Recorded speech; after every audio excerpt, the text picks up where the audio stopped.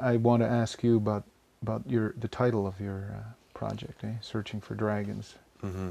How did that act as a starting point for you?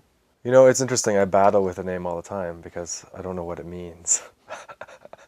And I think to a large extent, the name will define itself through the journey. The journey will come to show me what the dragons are that I'm searching for. It will reveal those dragons.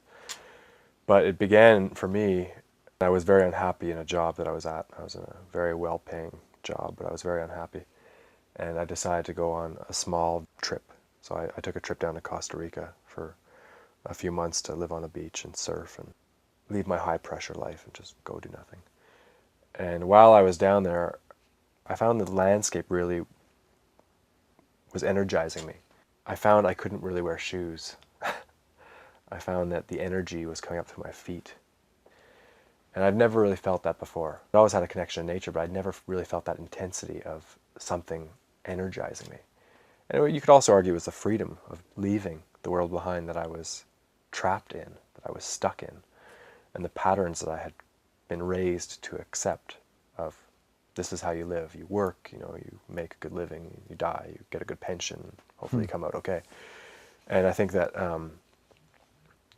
those things got called into question, which I think energized me, because I was like, I'm free of all that. While I was down there, I was lying in a hammock and I was reading this book about King Arthur, and I was reading about druids, and I was reading about dragons and alchemy, and how the druids they'd practice alchemy within caves.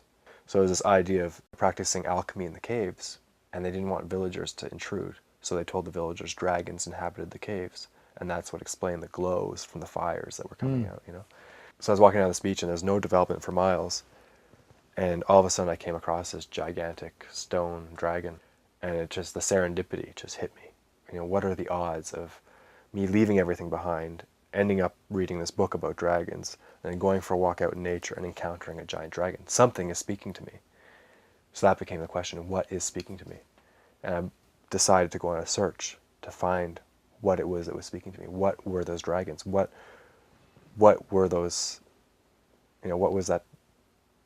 What was there? What was really below the surface that we weren't looking at? What is nature really doing? What is our true nature, essentially?